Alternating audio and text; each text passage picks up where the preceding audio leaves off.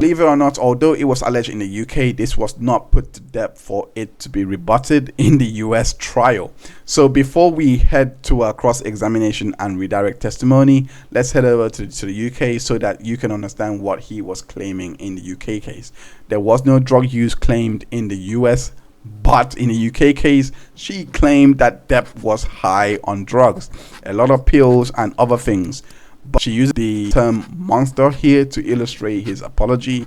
However, in the US, this is also inconsistent. Depp says in his statement that his children were on the trip with him and there was no incident on the trip. On cross-examination, it was revealed that the use of monster was evidenced because of text from Adam Go saying, "Hope for no monster attacks."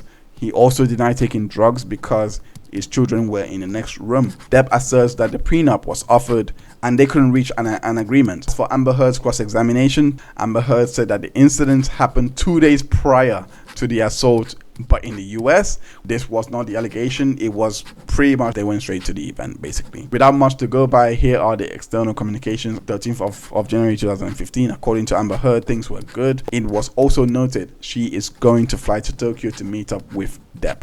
27th of January 2015 at 6:11 p.m., that's California time, Cowan receives an email from Dr. Kipper saying that Depp wants a prenup and they have been fighting over this from Japan.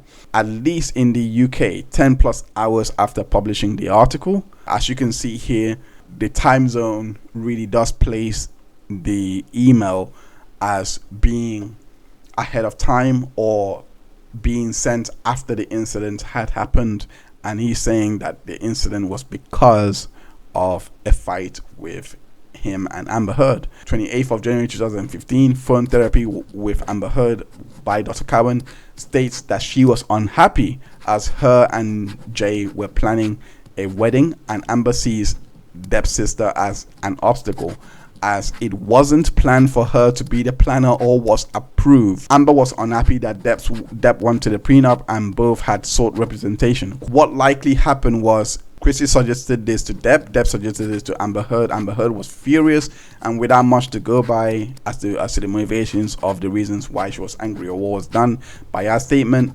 JD said he was still deaf.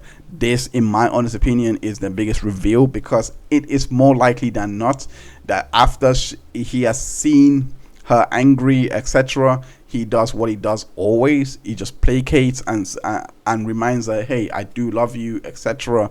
This is still death. So I believe that is the most likely scenario that could have occurred in that event, so that it doesn't escalate while they were supposed to. While especially when he has his kids next door, because he wouldn't want them to do it. So it would have been an instantaneous submission to whatever she was asking him to do. For someone that's weaponizing Davo and defamation, he's doing a very poor job, because usually you would allege violence if violence is being alleged against you because of Davo, but he hasn't alleged violence here by Amber Heard. He just says it didn't happen. So with all that context aside, we now head to Australia 2015.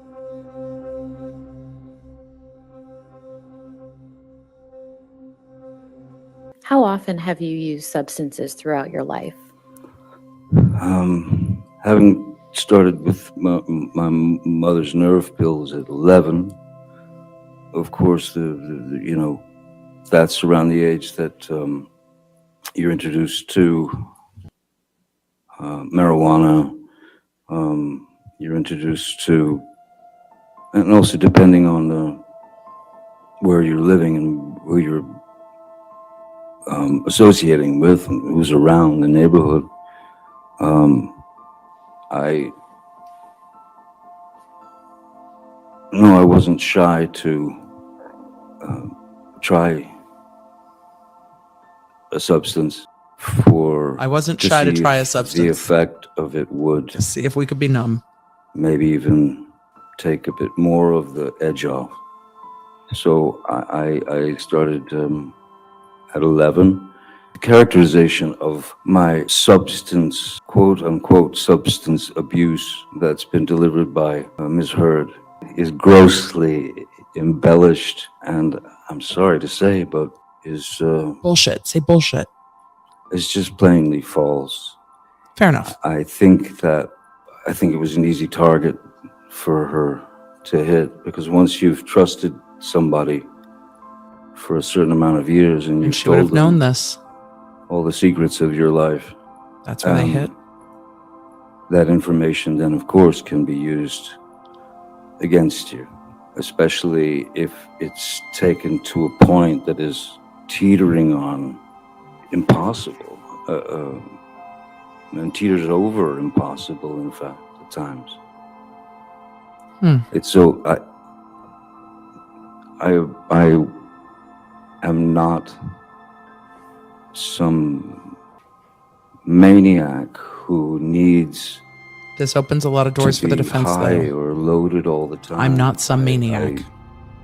In Australia, from before Australia and in Australia, I had been off of alcohol for, I believe it was It's about curious 18 to me months. that the defense is letting this narrative go, but it opens doors for them. This is a schedule for your wedding weekend, right, Ms. Hurd?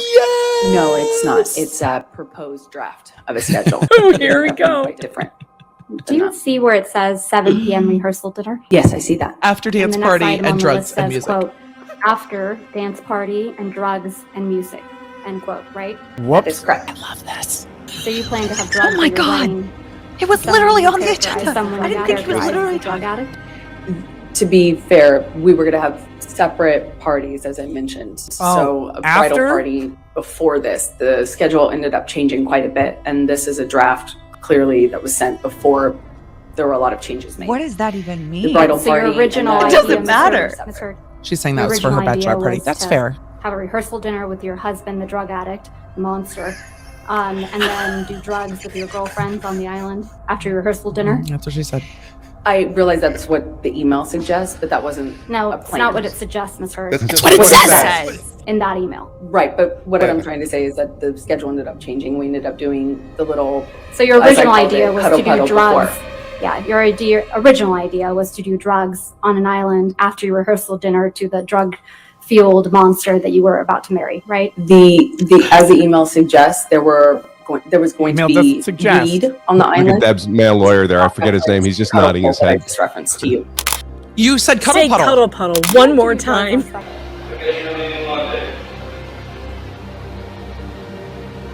I wish you understood what you are and who you are and how you f me over and make me feel sick of myself. Because you're still finding our forgiveness with that on. He's going to need to skin around.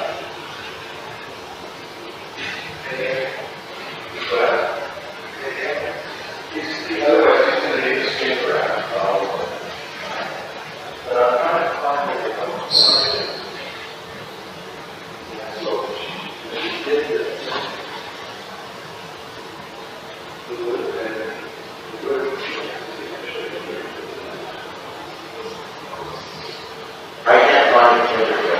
I should write what? I can't find the Neuberger. Here's what, all what? I know, but it would have been, hello, it would have been where the initial injury, well, actually, it could be in here too.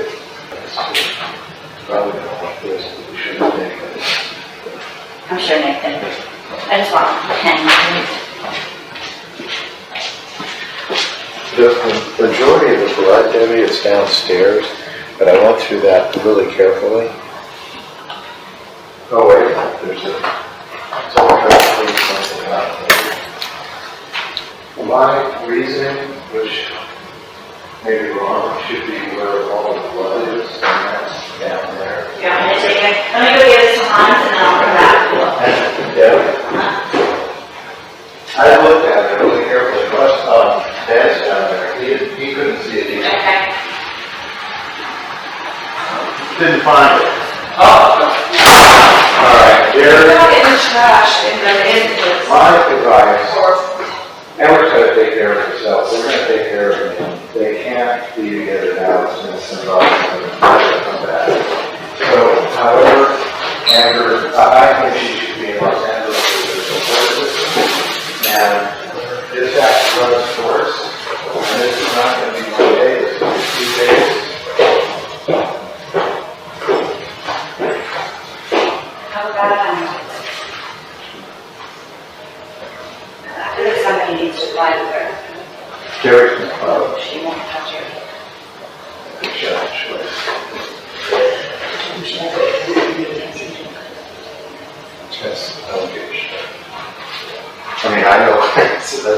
don't mean to invalidate what you're saying with me, but. No, but I'm just wondering if there's another person that has anything. Well, I asked those same questions earlier, and it all goes like that. For that reason. Like, he's not going to be manipulated. He's a strong guy. Yeah, is there a trash that has bandages in it? It works, man. Is he gone? Yes. Which I feel like it's makes sure on the first day we can't, when else to get it. Now, look through this. I looked through it once. I didn't see anything that looked like flesh. It's the same way. But I bet it's in here.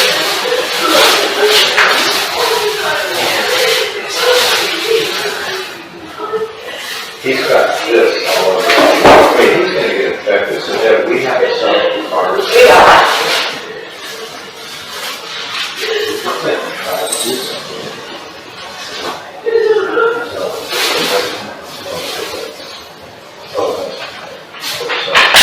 How big of a piece of skin are you looking for? You're looking at this. You're looking at like a third of the tip of the finger. And it's that. I mean, he's going to get cellulitis.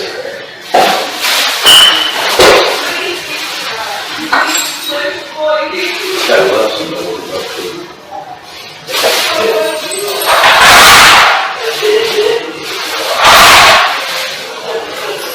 Maybe she should have some.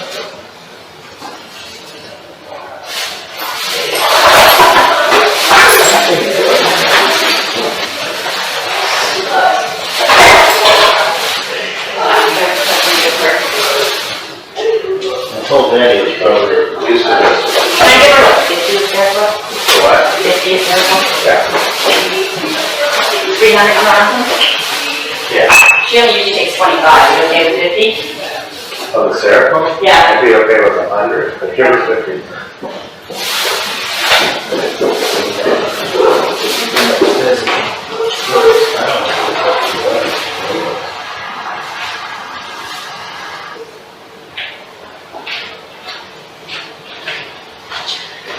So I'll tell you what's done in that. This is guilt. She won't take 50. I gave her 25 and 300 and said we reassess in a little bit.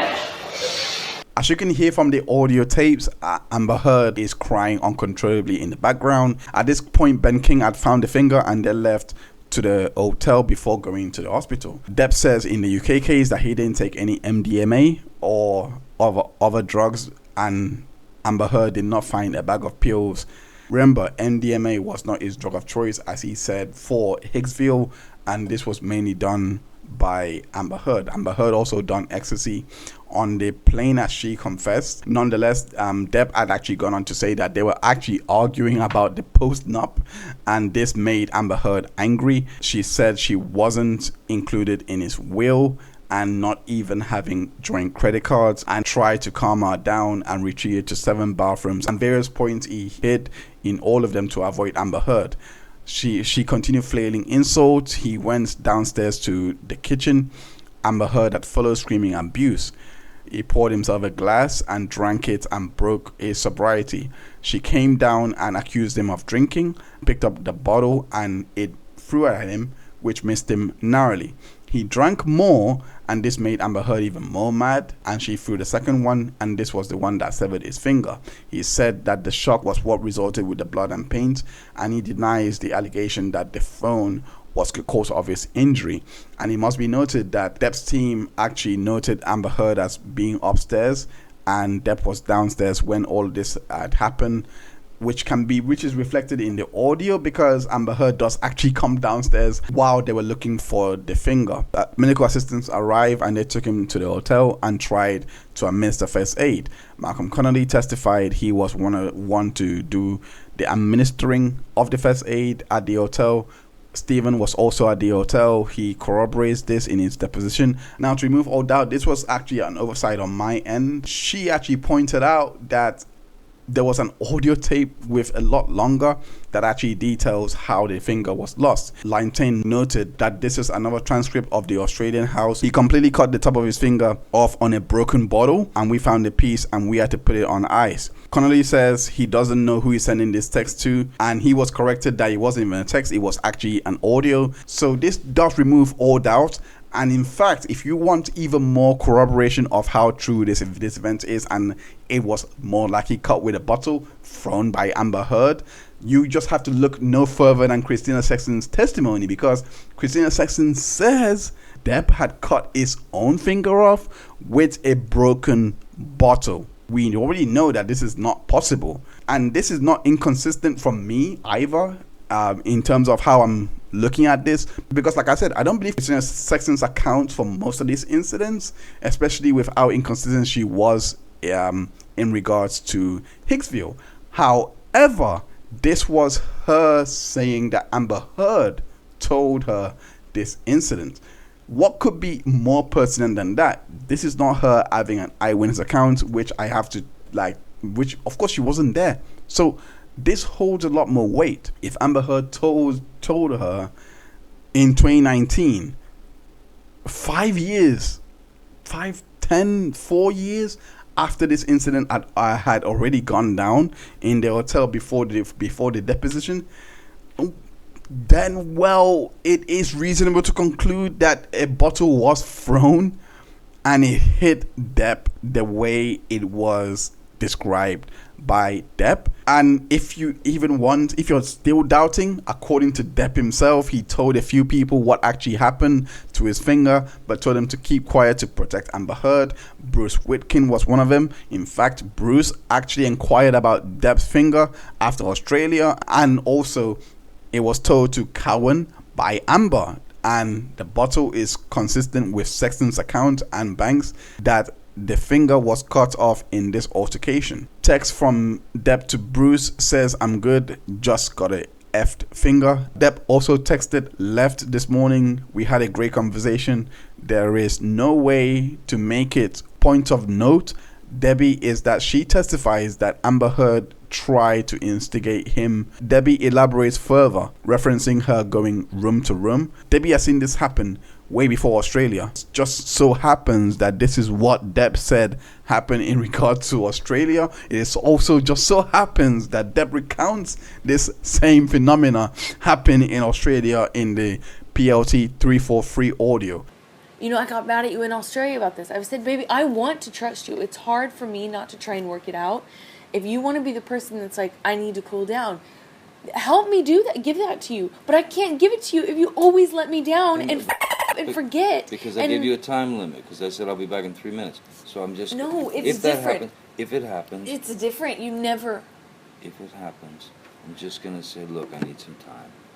That's it. I'm telling you, that will make it worse. No. I guarantee you it will. If you're throwing punches... I'm not talking about throwing punches. I'm talking about an argument. Right. In arguments, you tend to throw punches. I'm talking about arguments. I'm not talking about the times when it's got physical. I'm talking about arguments. Just to get out of a bad situation while it's happening before it gets worse. In Australia, when we had the big fight where I lost the tip of my finger, at least 5 bathrooms and 2 bedrooms I went to avoid talking to me, to avoid escape working it out. That's to escape the problem. the fight. You don't escape the fight. You escape the solution. No. You escape the solution. No. You escape figuring it out. We cannot work it out if you run away to the bathroom every time. Listen to me. Listen to me. A boxer can't go 12 rounds without a minute break. I'm not giving you a minute break. You do it at minute 3 at the beginning of an argument. No. There are rounds, man. And when it gets too fucking hairy, the ref splits them apart or whatever. But all I'm saying is, you can't have a solution if the argument just keeps mounting and mounting and mounting and mounting. I go into the bathroom and sit on the floor. Bam, bam, bam, here you come. I come out. Fight, crazy, escalated. I split again, I go to another fucking bathroom or a bedroom or something. Knock, knock, knock, bang, bang, bang. You kept coming to get me. Every single time I come to get you, what am I saying? 90% of the time. Stop, let's work this out.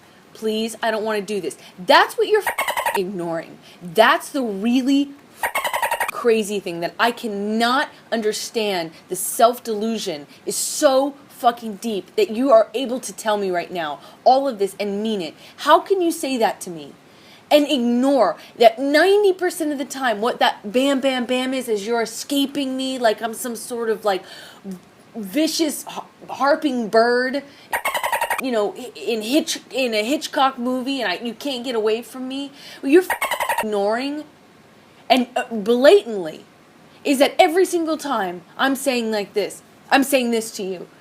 Let's stop. Babe, let's stop. Let's work it out. I'm sorry, can we talk? Let's get over this. Let's stop. Can we stop fighting? That is what's so insane. You sit here and you tell me as if I'm so annoying to you that you can't escape me. 7 times. I don't know what 7 times you're talking about. I don't 5 bathrooms, 2 bedrooms. You were coked out of your mind. You were crazy. You didn't sleep for days. You were delusional. You were psychotic. Literally, you went into psychosis. Do not tell me about your behavior during that escapade. I have tried to completely block it out. And I threw the vodka bottles. You can poke an animal, no matter how calm they are. You can fucking poke them. Did I throw the You vodka threw bottles? bottles. You threw me. No. You hit me. Yes, you did. You You're right. Your 3 nights of skipping sleep, your bags of cocaine, your Red Bull and your booze is all. You know what, Johnny? You know what? You want to hear what you want to hear? You're right. Let's get everyone in here to just pamper you and fluff you and tell you you're right. You know what? Your memory's probably That's how you feel. No, your memory's probably equal to mine. It has nothing to do with your psychosis. It had nothing to do with the cocaine. It had nothing to do with the booze. It had nothing to do with your meds. It had nothing to do with your lack of sleep and how that puts you into a manic state. You're right. You are accurate. No, your memory's accurate. Your memory's accurate. You got it now. Your memory's perfectly accurate. You have stand-up man. No. Oh yeah, you're right. I did. So you know what? You're probably right. Your memory, Johnny, is probably spot on and perfect, comparable to mine. When sober, but that's fine. You can guess it all you want. I remember that. I remember that. You're out of your mind. Yes, I was. When you tell me about you know what island? Forget it. I don't want to fight about Australia. I don't want to talk to you about Australia. If you want to persist and never let go of a goddamn thing, you'll never ever. We wouldn't be happy with anybody. No one's gonna be happy. How much more proof do you need that this incident was overwhelmingly one person being aggressive to the other? And it must be noted here that in the same audio on September, when he kept saying he has to split, Amber Heard says that will make things worse. But let's go back to the Australia incident to further show what happened in Australia and to give a much more concise account. In her motion to dismiss the accounts that she watched Depp pull out a bag of MDMA when he was supposed to be clean and sober, it got heated. Depp had slapped her and shoved her to the ground. Next morning, she went downstairs and Depp was still up as he had taken 8 MDMA pills. Him and Amber Heard got into a fight that Depp had made physical. He threw cans and unopened bottles at her. Amber Heard tells Depp to go to sleep, yet he began fighting about their upcoming marriage. Depp and Amber Heard at this point are already married. That must be noted. She said she was shoved onto the ping pong table and it collapsed underneath her, breaking 2 panes. She was naked, barefoot, and covered in alcohol and glass. When you look at the exhibit in the US case, you will see that the ping pong table is actually intact and not really broken in 2 panes as as alleged here and collapse in of itself. She says while JD was smashing the phones to smithereens, he severely injured his finger, cutting the tip of it off. Claims she did not throw a vodka bottle or any kind of bottle at Depp to cause the injury. Security guards came up 24 hours later. They were worried by all the blood he lost and flew him to hospital. Claims she had a busted lip, swollen nose, cut over the body, and all the friends, family, and professional medics witnessed, I'll repeat that, witnessed all of this happen, and they have administered Seroquel to her per the audio tapes. I will let you come to your own conclusion as to what happened in that audio. If they have seen her and seen all this injury like that she says, this is the same thing that she says in regards to the therapist note.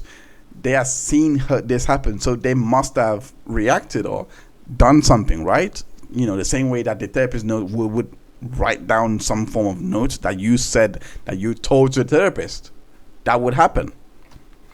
Moving on, in the UK statement, Amber Heard alleges that Christie raised the idea of the prenup, and allegedly she agreed to sign whatever and admits to arguments about prenup in Australia or postnup. But it wasn't about pre or postnup, but Christie's involvement that she agreed to it. She describes a 3-day hostage situation. She was apparently trapped in a remote location with no way to leave. According to her, she received verbal abuse. This was hurtful and upsetting. Grabbed her by her neck, shoved her to the fridge, screaming, "I effing hate you." She took the bottle he was threatening and smashed it to the ground. This provoked him further to pick up another bottle and threw it at the wall next to her. She retreated to the bar and he was throwing bottles at her. Notice, it's completely different now from what she wrote in her motion to dismiss, making a lot more allegations when Depp had responded to what actually happened. Nonetheless, she thought she doesn't want him to headbutt her, as she was worried it might break her nose. That does sound very familiar, but continuing, she said there was an old-fashioned mint green house phone mounted to the wall. He picked up the wall-mounted phone and smashed it against the wall, and it was smashed to pieces. She doesn't know how JD lost his finger, as she said, that he was in a state that he can't remember, as he drank a lot and took a lot of drugs and was completely out of control. She hadn't seen people for 3 days, allegedly. She says she only saw the finger cut off in the morning, that she didn't see it being cut off. She said, I think we read your motion to dismiss, but anyway. Now, Depp does describe the phone being plastic and wall-mounted, but not retro. Malcolm Connolly, his security, says it's quite hard to notice Depp when he's drunk, and there was no scratches or injuries to Amber Heard's face, and attests to Jerry Judge cleaning up after he had left with Depp to go to the hotel and in turn to go to the hospital. And Jerry Judge had stayed with Amber Heard. During the cross-exam of Depp, he admits to procuring MDMA for Amber Heard. This is why I said it will come pertinent later, because he did order MDMA, and he says the MDMA was for Amber Heard and the cocaine was for him. So he admits he did use drugs for this day, but the context is a bit different, because again, the precursor was already there. They were already going to do drugs on the island for the wedding. He also says that he wasn't alone with Amber Heard, and security was around for all the days that Amber Heard is alleging they weren't, and she was alone, and there was no 3-day ordeal. Says he ripped the phone off the wall. He later expounded more on the post-nup, saying that Amber Heard was in tears and riled up, saying that the attorney had psychologically tortured her. He also admits to shouting or reprimanding against Amber Heard's lawyer. Now, for avoidance of doubt in regards to what Depp had admitted to regarding ripping the phone off the wall, because this has been a very contentious issue and has been very much talked about in regards to how he lost his finger. And she was claiming that he had lost his finger due to smashing a Bakelite phone on the wall, an old school retro Bakelite phone to be precise. And when she was cross-examined about this particular claim, she went on to say that she was there and she saw it. However, in VA, The defense was she doesn't really know how he lost his finger. Opinions aside, because many people will have them, the facts will always speak for itself.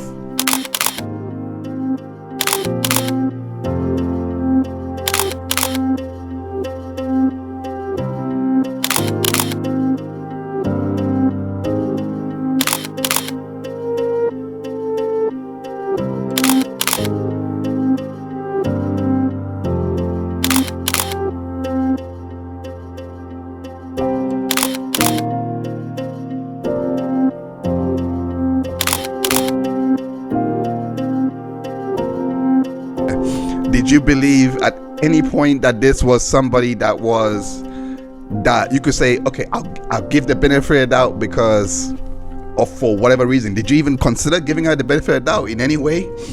Oh, absolutely. When I first read the witness statement and read the evidence, I'm going to be receptive to it.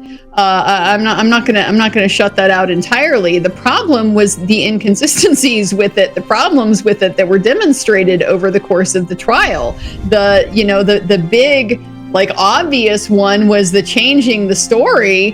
Between days, she realized that there was photographic evidence that was going to contradict, it was going to prove that what she was saying could not have happened.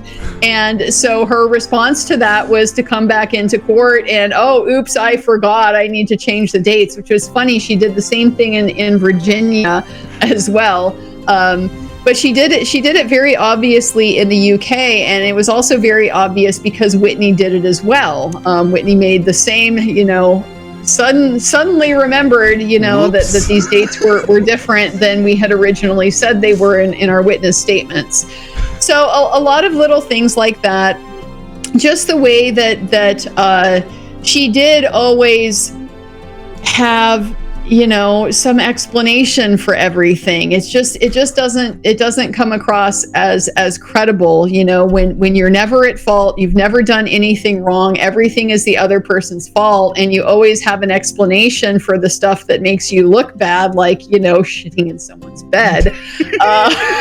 Then, you just come across as not a particularly credible person. So to me, even in the black and white transcripts, it was pretty clear what was going on.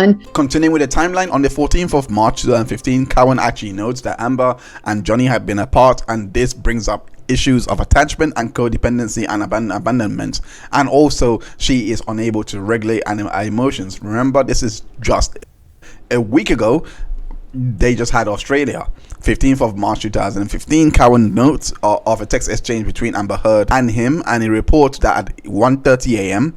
that Johnny showed up, effed up, but left on a peaceful note. That is quite important later on. 17th of March 2015 shows a message sent to Debbie Lloyd from Depp stating his gratitude for her help. This was the communications after Kipper had decided to fire Depp. So this is a bit of context to actually show why he's feeling like this, because he is feeling that they are going to mutually separate at this point. Again, hold on to her saying Depp was f***ed up. 19th of March 2015, Depp messages Dr. Kipper and offers his sincere apologies, understands his decision, noting it was the right thing to do. Goes on to explain why he understands why he's made such a decision to no longer support him for the care that he's been providing for the last year. With all that's considered and the entire context behind all of this and how emotional it is, he says he's going to chop off his other finger in order to serve as a reminder not to chop off this finger. It has been presented by the defense to say this is him admitting to chopping off his own finger for Australia. If he's saying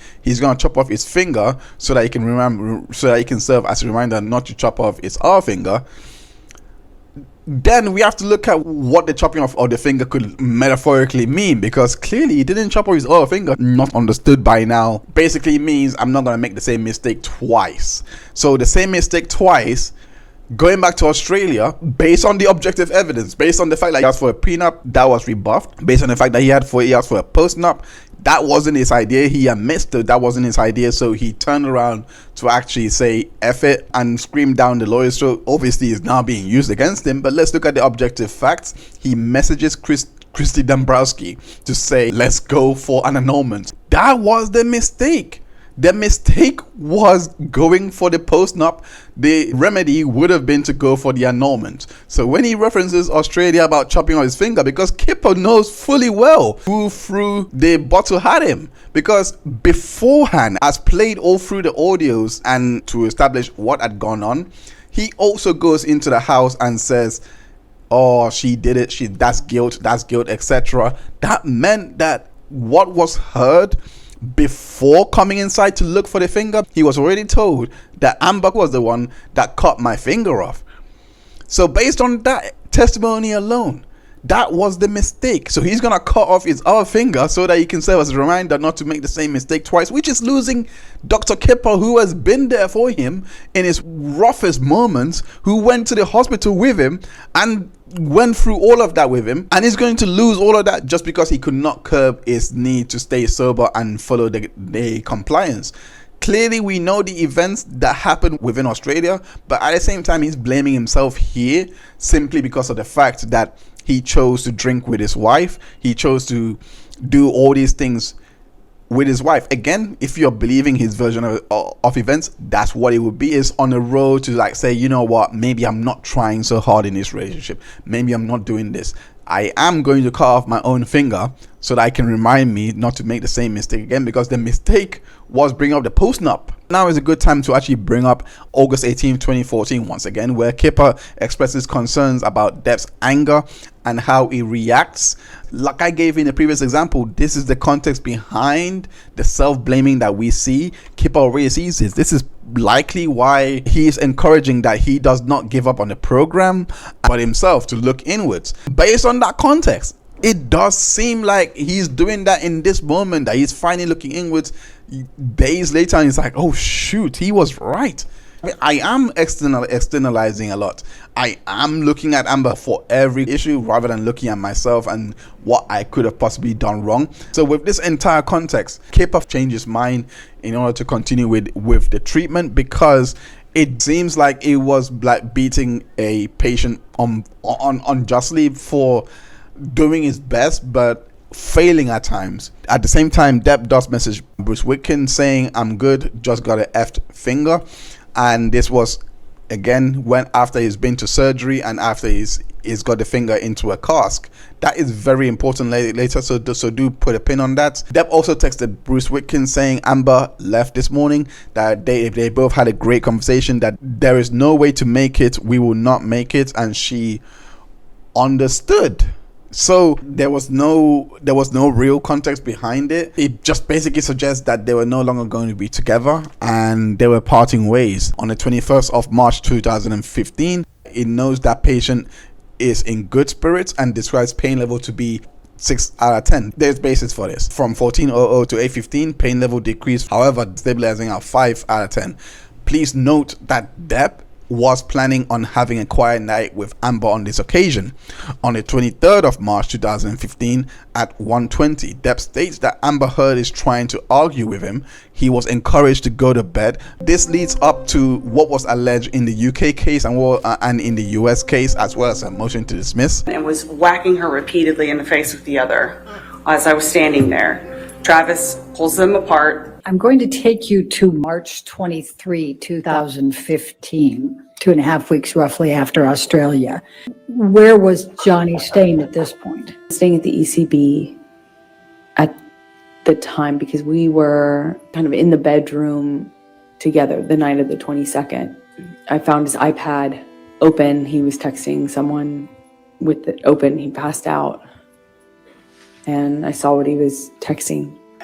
He was texting this woman that he had had a relationship with on and off, kind of at the beginning of our relationship.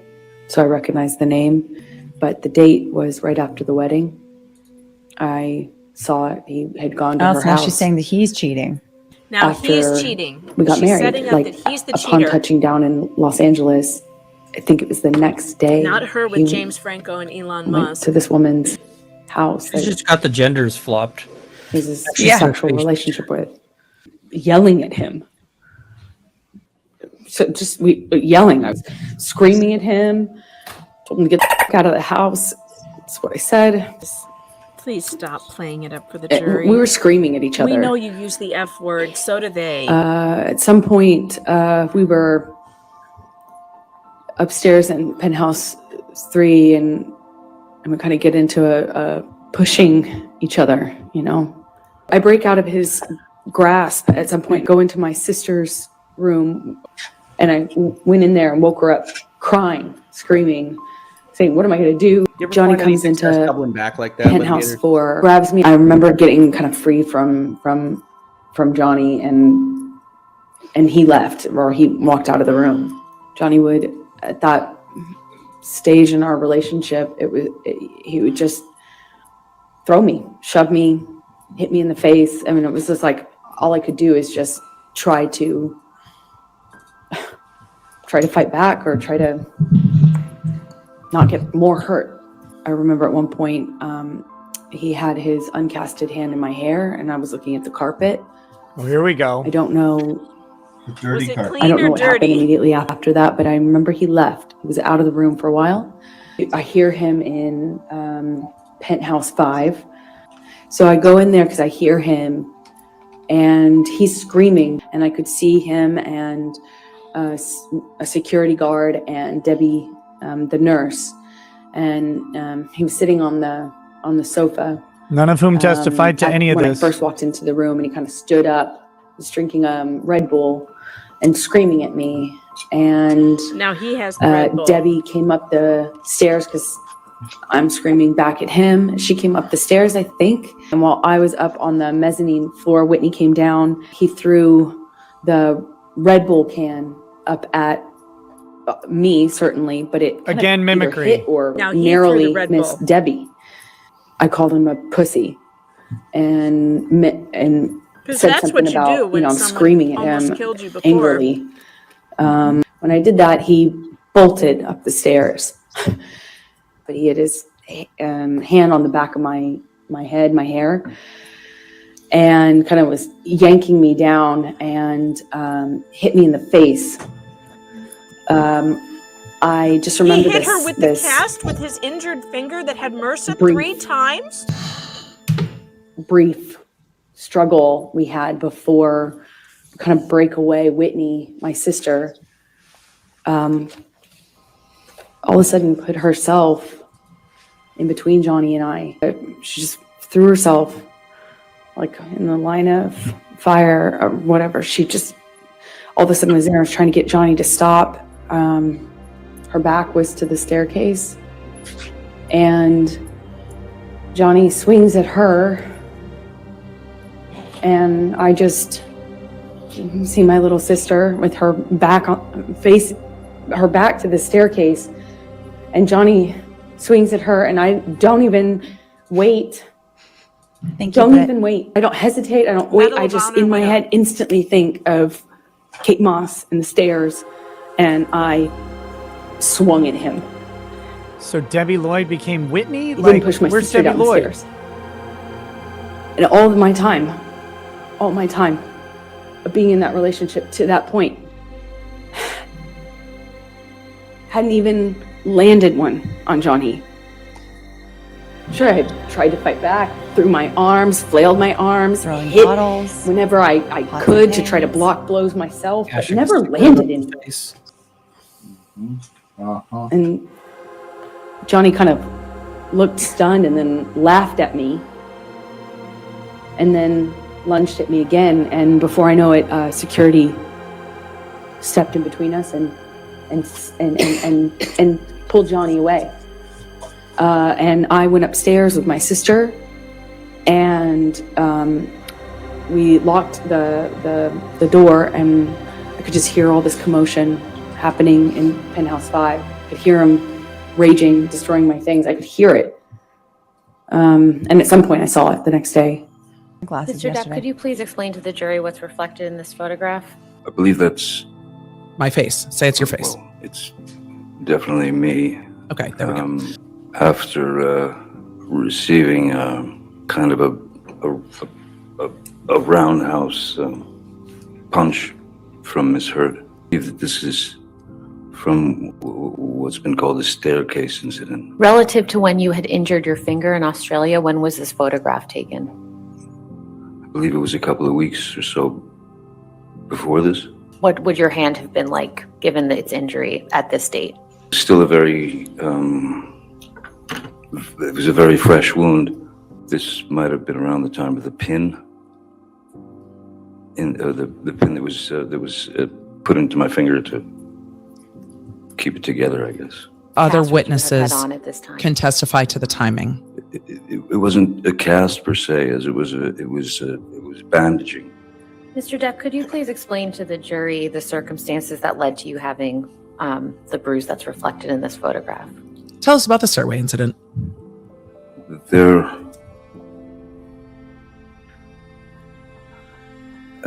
was another confrontation, another confrontation, another argument about something or other. I find his style where he's not trying to look at the jury too much. He's not trying to manipulate them. It feels like he's trying to be heard. Penthouse 5 area, which was where Ms. Heard had her office at the top of the stairs. And so the stairs came down, and then there was a landing, and then another set of stairs went down the opposite direction. This took place on the landing, where she was coming out, trying to get to me, trying to hit me, trying to do anything she could, and then Whitney, her sister, was there, who stepped in the way. What was interesting now is that Whitney stepped in front of Amber and was facing Amber to stop Amber, and when she was in between us, Amber snuck in she got the roundhouse in and just nailed me on the cheekbone. Do you recall what Miss Heard was upset about at this time? I do not. I really don't. As I remember, Debbie Lloyd was at the front door of Penthouse 5, standing by the door.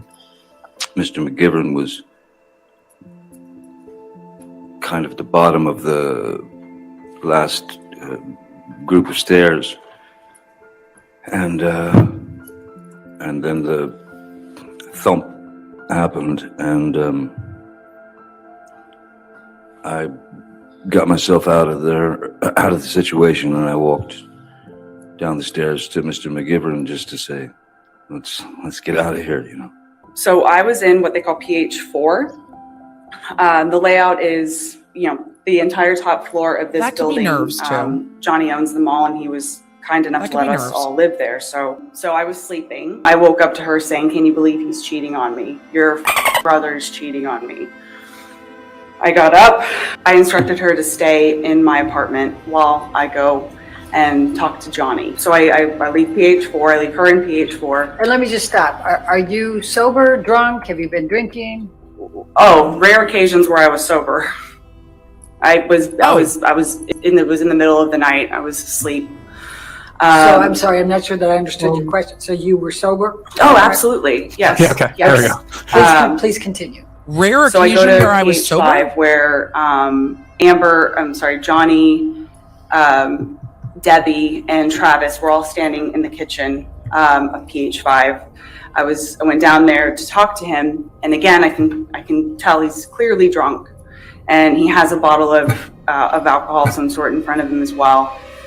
And again, he's talking to me about how Amber found these text messages between him and a woman called Rochelle, and then he starts saying that this woman was meaningless.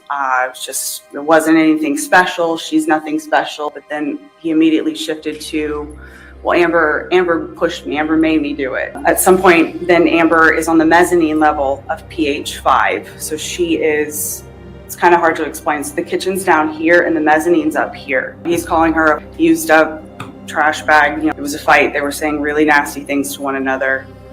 I leave them in the kitchen to go up the stairs, was trying to calm Amber down, hopefully get her back into my apartment. Used up trash Debbie bag. had come up with me. Debbie, Amber, and I are all in the little mezzanine area. Johnny then hurls a Red Bull can and it hits Debbie in the back. She didn't even react. I'm standing up there. I'm at the top of the stairs with my back to the stairs.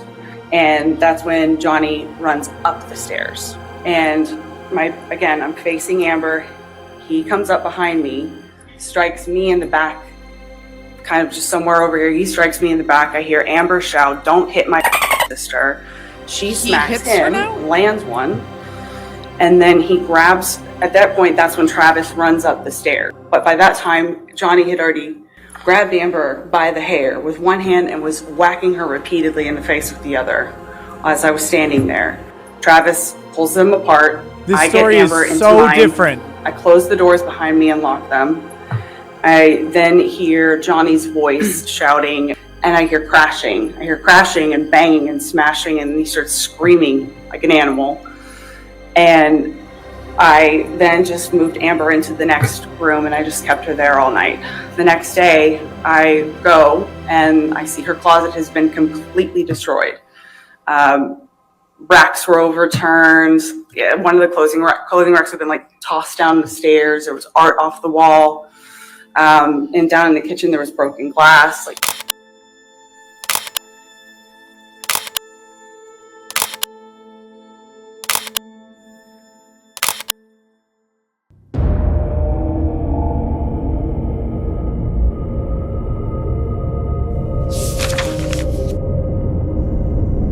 So let's reconcile this incident. What was the most likely scenario based on data and account? First and foremost, let's deal with the conflicts that has been presented. Both Whitney and Amber Heard claimed that Debbie was on the stairs with them before Depp had even gone to the stairs. Based on the data that was presented in the UK trial, she had to step in and intervene. So she did step in. Based on data, she did actually step in and she did actually intervene. However, she wasn't up there with them. And this is even more corroborated by the lack of account of what happened after she was already up on the stairs. Because as both sisters claim, she was up on the stairs. Whitney provided a bit more context to say that she was walking with her up to the stairs and Whitney was calming Amber down. It wouldn't make sense how both of them do not remember what Debbie was doing after she was already up there. It's as if she completely disappeared. On top of this, we also have the account of Whitney saying that Travis came up the stairs, which again, it just wouldn't make sense because Travis was the one that called Debbie to come in and he would have most likely been the first one to react. Then she reacted. So based on that, we just have to put Debbie being on top of the stairs to one side. Now that the conflict is down, let's look at the gray areas in between the story. Now, the gray area that is being presented is what happened before. So we heard the account of Depp by Amber going into the bedroom when Whitney was sleeping. This is a very massive gray area because when she went into the bedroom, Whitney does not even testify to this. The fact that Depp followed her into penthouse 4 and was grabbing her and, you know, all of that. And this is a massive conflict because she was in the room with Amber because she instructed her to stay. So at what point did Depp come in that she could not wake up to see or witness anything of Depp? This is a massive conflict because it's just not based in reality. If someone is there trying to be of your sister, you would remember it. This could also be a gray area as well. Maybe she's a deep sleeper and needed some waking up, but just putting all together and the time for this to even happen, it's just unlikely that he was in the room grabbing on Amber and Whitney was just not aware of it. I don't know. The one gray area is the throwing of the Red Bull can. And it must be remembered that Travis was the one that claimed that Amber had threw the Red Bull can at Depp. Depp claimed it was a purse, and this would be likely because our office was on the mezzanine, as they all testified to. So, and he also claimed in the VA case that she had grabbed a bag of pins, etc. So there could have been multiple objects being thrown by Amber. I mean, based on evidence from other incidents piling up to this incident, she was known to do this. She was known to throw pots and pans, all of those things. So it just could be that he's remembering a purse was thrown and pins was thrown, and the pins was the one that connected, but he saw the put. I don't know. It is likely that objects were thrown, but it's just not conclusive for me to decide whether it was a Red Bull can or anything like that. The other gray area, again, as set up before, it may have been a conflict there, but it is still a gray area as to what she was doing on the stairs, because Debbie was on the stairs. So she was restraining, but we don't know who she was restraining. Was she restraining both of them, or was she restraining just Amber or just Depp? We don't know. But based on the text message that was sent to Stephen Dutas, it is more likely, and again, the verbiage is very important because she said them, that she had to restrain them. So based on this verbiage alone, it seems like she had grouped the entire ordeal together, because it was both Travis and Debbie that was doing the restraining. What is very consistent though is Whitney says that she had to calm Amber down. Debbie actions were not really testified to by either of them. Based on what Whitney was saying that she was doing, it is more likely, in my opinion, because Travis was calming down Depp or restraining Depp or whatever, it's more likely that Debbie was tending to Amber. And based on what she was saying in the text, etc., all hell broke loose. What's commonly shared is unequivocally by both sisters. They both claim that Johnny was grabbing her by the hair on top of the stairs and whacking her in the face. Both sisters claim that Johnny had in one hand grabbing her hair and then punching her repeatedly.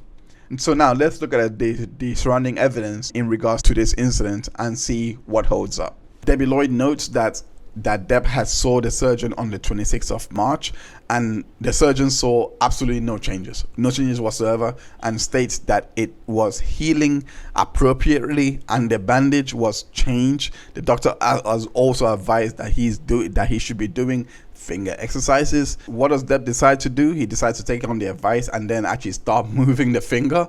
And when he moves the finger, he does document that it does hurt him, and it is hurting due to the wound care and the movement. And on the 29th, it has increased, and early hours of the 31st, it had actually calmed down to 7. Depp did go to see the surgeon to remove the bandages from the skin graft, so this is another appointment, and it was actually noted that the finger was actually now infected, and it led to the finger being drained, all because on the 27th of March, after the previous appointment where he was asked to move his finger and he felt a little bit hurtful, this one is completely different, because this one he notes that he wasn't sure if it hit the finger this night or the next day, but nonetheless it's hurting him like mad. Because of that hit, they had to change the entire bandage, had to drain the finger so that it doesn't get any more infections. And it was noted that because of all of this, so the pain levels, all of those things went through the roof when all of this was going on. So for the staircase incident to even have any weight, you have to explain why someone that is whacking somebody, beating them up, as Whitney, an eyewitness, was saying, grabbing to actually punch, whichever hand you want to use, whatever. It just seems so impossible, because all of this would have been reflected by the evidence. This was just a tiny hit that he's not even sure of when happened. He's not sure when he hit his finger, but he knew he hit it. And it's led to all of this pain that needed the draining. outside of the pain that was hurting him just a few days before hitting it, and was seeing the doctor and took his advice to actually just move it around a little bit, that hurt him, that increased the pain. So how is he going through that situation on the stairs incident to have zero phase? He did not feel anything. What? That is just not making sense to me. The evidence is not stacking up. It just tells me that he was not actually doing anything to upset this hand. Her sister and her couldn't get their story straight. Did you notice that one of them said he came at her from the front, the other said he came at her from the back? Like, they've had all this time and they couldn't get it straight. No matter what happens, this is why no matter what happens, every lie will always expose itself. It just seems like a law of nature at this point. No matter how much you coordinate. But what is going on in that family that people aren't going, Amber, I love you. I can't do this. This will not go the way you think. I'm not going, it's telling when their stories don't match. Yeah. It's telling. It spoke, well, I mean, that moment spoke to me as this was somebody that was doing it under duress. Yeah, because I've read a lot of the documents that has been now unsealed because of the case being completed and everything. So every document from the therapist notes, all those things, Whitney's deposition, they all came in. I'll give you one example. Whitney actually messaged Depp 2 weeks after the incident. Yeah, I saw this.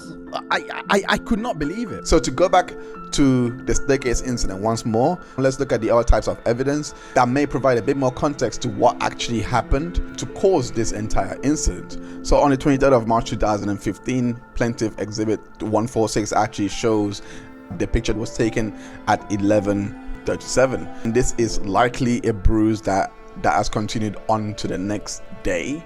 On the 24th of March 2015, both Depp and Heard appeared to be peaceful, and it was noted here that the previous night Amber Heard was stressed out. On the same day, Amber Heard spoke to Colonel Cowan in regards to the incident. Amber Heard messages Dr. Cowan saying that the talk went well and she forgave him. She goes on to say that certain things can never happen again and it was a good talk. And we move on to the 25th, where Erin Borum, Amber Heard's nurse, actually enters the fray and says that Amber and Erin has been in contact throughout the day, and Amber expresses uncertainty regarding the relationship with Johnny Depp. She references the 23rd of March 2015 incident, says that she is concerned about the ability to trust fiance following the argument. Erin encourages her to communicate with Dr. Cowan. So that entry saying that he should talk to Dr. Cowan, obviously we just been through that. That was the day previously, and she actually did go on to talk to Dr. Cowan. On the 26th of March 2015 at 1:45, another fight was recorded. It was regarding the garage and they were being split apart. On the 27th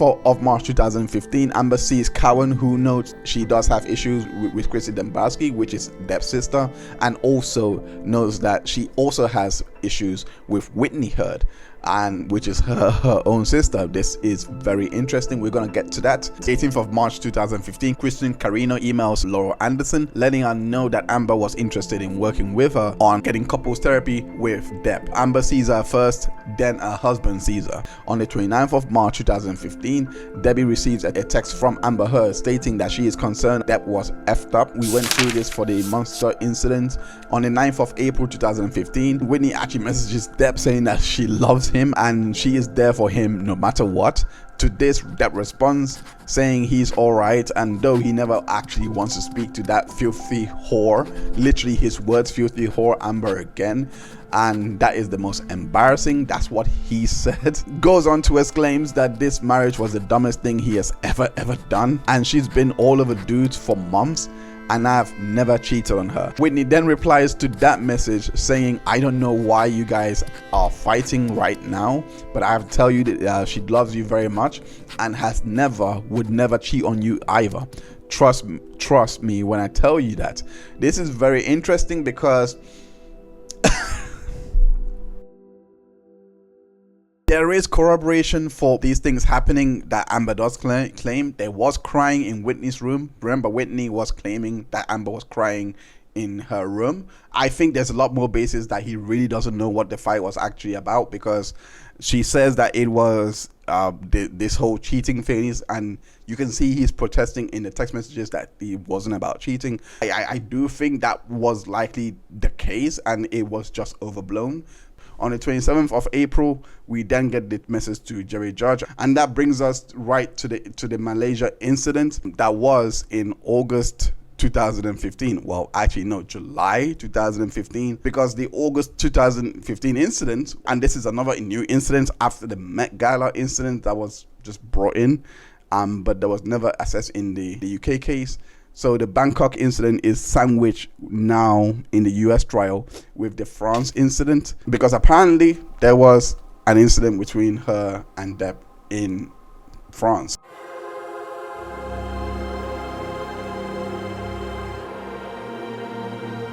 Please describe, if you can, what transpired during this trip. Johnny wanted to start drinking brown alcohol. He had already started drinking champagne. When I returned from the press tour, that's what he was drinking, wine and champagne. On the last night we were on the train, after this was taken, this photo, Johnny and I got in an argument. Johnny slapped me across the face and held me up by kind of got a hold of my neck and pushed me up against the wall of the cart, kneeling, half standing, trying to get his arms off my neck. And he was squeezing my neck against the railway car for what felt like a very long time, slammed me up against the wall. And I remember looking down at him and trying to get his arms off of my neck.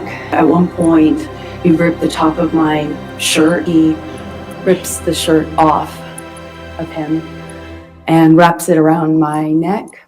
That's how I woke up. The next morning, actually, I woke up with it still around my neck. Depp also had this to say in regards to his rebuttal examination, because he doesn't actually go into details of this incident in his direct exam, only the rebuttal and the cross-exam. So during the cross-exam, much was made about this picture that Malcolm Connolly testifies to actually taking, and also the authenticity of this picture.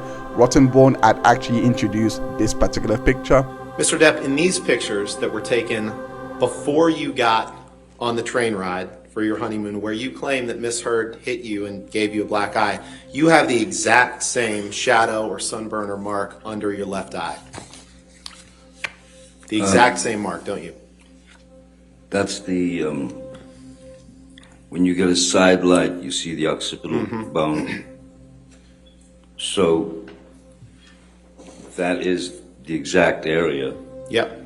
And it's actually... A side light will cause that. Yeah, well, the picture's not being taken from the side, is it? It's being taken head on, isn't it? No. The lens in front, yeah. The light on the side will cause that occipital bone, I believe it's called, to appear sunken.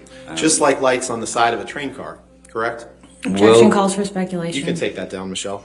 That was in fact in the dark. And I had a chef, I had people on either side of me, so I don't see where the light fill is from the side there. Mr. Depp, if you could wait for the next question. Next question. Next question. Even the picture your team chose to show you on that train isn't accurate, is it? Let's pull up Objection exhibit, calls for speculation. Let's pull up exhibit 1859, please. Mr. Depp, this is the same picture, or the same, the exact same scene displayed in PX 162 that you looked at this morning, correct?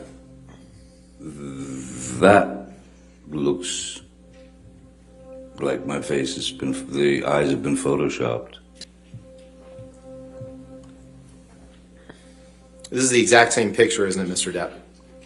With radically different quality. Mr. Depp, you had that, whatever mark it is, whether it's a sunburn, whether it's a shadow, whether it's the light reflecting, you had that same mark on your eye before you got on that train. Well, it's pretty difficult to get a sunburn on a train. And in let's the go to photographs with the child, I don't look particularly sunburned. Can we see those again?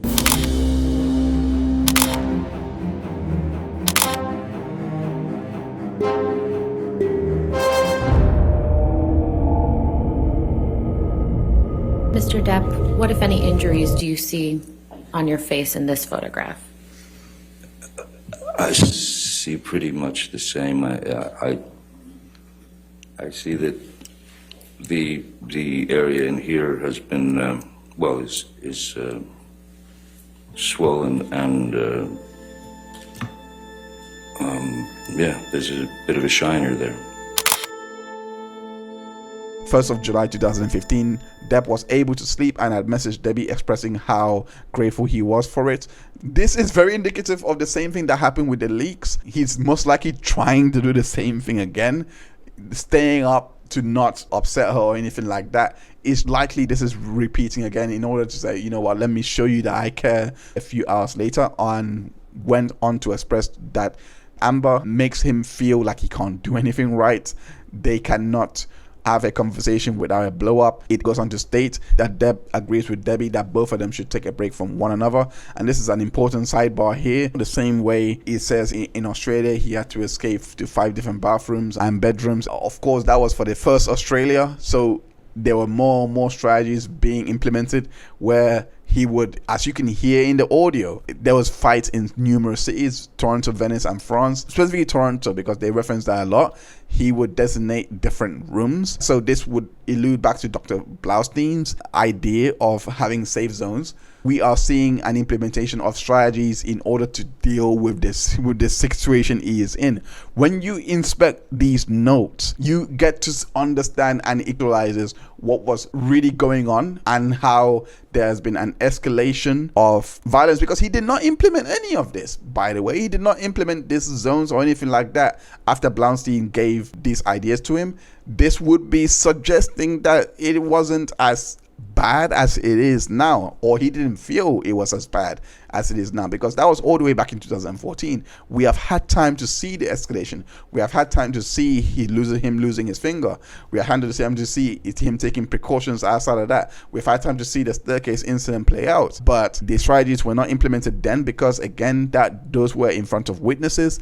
And it wasn't like Australia where he was really in fear for his life. He is chronically mentioning that particular incident for there being a need for separation. With all that context, we go back to the external evidence.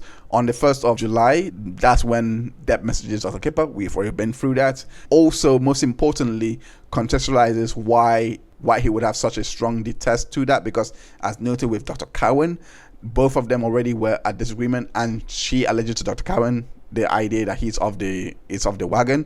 Again, Depp has said no, this is not the case at all, and it's not based in reality. And it goes back to the VA case as well as the UK case that Amber Heard would say he would use the word monster to describe him off the rails, which is fine, but also when he was pretty much sober, she would also use against him. All this context with Dr. Cowan's note of Amber going in to see him, she doesn't use the monster here to say to Dr. Cowan he's being a monster, etc., but she uses it on him the same way he has said on the stand. On the 8th of July 2015, Dr. Cowan notes the relationship continues through the typical conflict and the typical cycle of conflict. And it also notes here that one chronic unintelligible word there, Jace continues drug abuse. These issues is aggravated by downers and stems from both sides, making efforts to keep Amber as calm as possible. So, anyway, moving on. But on the 27th of July 2015, this would be around the time of this Bangkok incident. Her diary reads as follows: that they fell asleep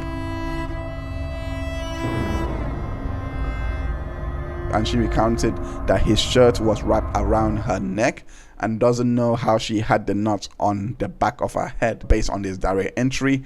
I don't have anything to refute. Forget about whether Depp had a black eye or not, but look at her face, look at her neck. On the 19th of August 2015, Cowan notes that Depp was threatened by an actor Amber Heard is doing a film with. She was encouraged to be transparent with him. Amber reports back that it didn't go well, that she didn't insult, angry, call names. Interestingly, she reports throwing jabs, and here, as him a therapist, he doesn't really, maybe he sees or distinguishes the difference between physical violence and emotional abuse. So how does she deliver or describe this violence to Cowan? Because it seems here that she's finally reporting an incident actually happening, but again, physical violence is not clear whether it's being reported or not. So it does make me question, how does she report to Bonnie Jacobs that would have suggested to her that all those instances were of domestic violence or of DV? How was she reporting that? Based on all of these facts, it's just a massive contrast to the same month where he was patting himself on the back for how he was doing good, etc., that he would just break into this kind of mode, and there is no record of it whatsoever. There is actually no record of there being a relapse or anything like that. Yeah, that's something that really stuck out to me. For this specific Chateau incident, it's just more likely and more indicative that there was a fight, but it was most likely Jane Falcon was just back in the scene. With that limited knowledge, I'll just take on that was the main reason for the fight. But in terms of it escalating to physical abuse, etc., especially now that he started having security guards intervene, we have seen that from March until now, because that's what she was complaining about. Johnny would often use the fact that his, paid employees, his loyal staff would back him up in fights. He would constantly threaten to call them in to validate him. They threatened to call them to come into the room to have them back up him and say that my yelling or that I'm at fault, that I'm in the wrong. The fact in the audios where they're referencing these fights that happened for that specific year, they didn't go into 2014, etc., all those things. Except for the plane incident, they were only referencing fights from 2015. Let it go, and then it comes up. A fight comes up, instigated by the same patterns. Me getting mad at you about something, and you getting mad at me about something, and then all this comes up from all the fights. Why can't we just like be humble enough to say, "Oh, I'm sorry," when we up? Why is it like this? I don't know how to answer that question. I mean, I'd love to be. If I'm not being that, I would love to be. It takes humility, and I know I'm the only person that holds you accountable really in your life in an overt way. But if you're late or you off and you ignore me, and I'm waiting on you, it's rude and it makes me feel bad, and I have to be able to say it. And yesterday, I'm really sorry for how I reacted, but that was me not knowing how to have a normal fight with that could have been normal. It's that's normal, no? A normal couple thing. It could have been small, like you said earlier. It could have been 2 seconds. Yes, but me not imagining that you could give it that or allow it to be made me. I took an Ambien so I'd fall asleep before I'd be touched by you and have to confront it. I tried to, read and calm down. I tried to not talk about it because I just could not imagine it working, where you could just hear it and say, "I'm sorry," and also know that that's an issue you have. I couldn't imagine it. And so it came out really bad. It came out poorly. I handled it poorly. By the time we talked, I was already seething.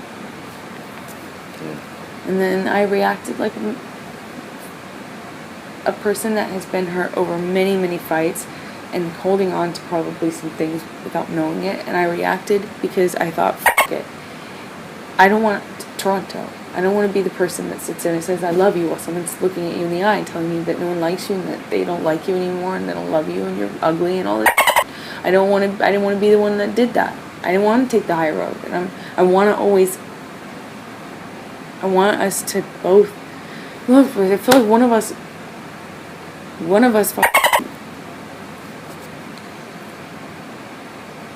can't do it. We need to both do it.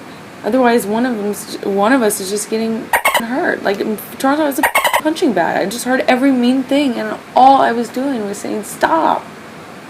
And I got so f***ed up.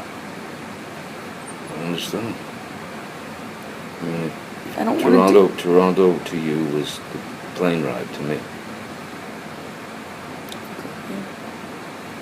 You know? And you're not going to unhear that. You can forgive me for it if you can.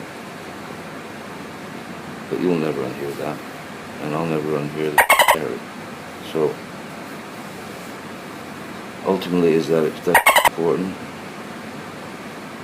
No. In the big picture.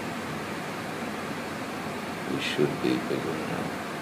We should find a way. And we do both need work. I'm not saying I don't.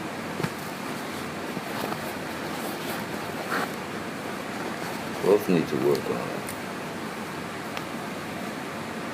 And if you run away the first time you try to anytime that there's a problem, you run away and you make it worse and you act like there's some hierarchy, some self-righteous thing that you're just doing the big thing, the honorable thing, and walking away. You know what? I believe that horse. If you actually had ever done this, I need to cool down. I'm walking away. I'm not walking away from you. I want to work this out. Just give me an hour. If you ever actually did it responsibly, I'd say, yeah, you're right. You're being the bigger person. That's not the case. You run away. And there's a difference.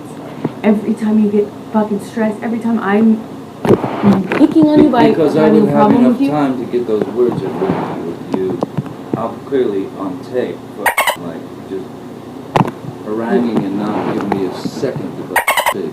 So I could easily say, hey, Yeah. I need, you know. You could try. I don't think you ever try. I can't hear it when you're running away. Not try to be insulting.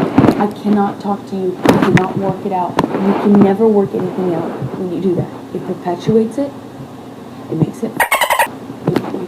You are perpetuating it and Why am I always right now. Why am I always the one knocking on the door saying, let's stop this? That's not me.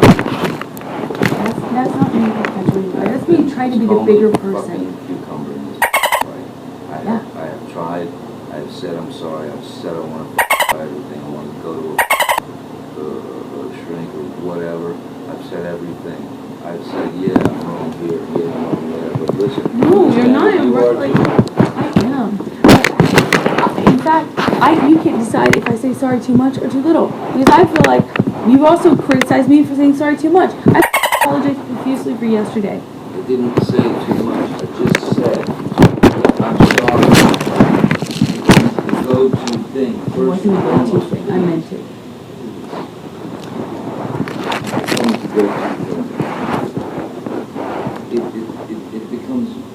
It will become meaningless unless we say, look, here's what I was thinking. Did I f*** up? And then you say, yes, you did f*** up and it made me feel this. And then, I'm sorry. I'm really fucking sorry. That requires some type of cool head.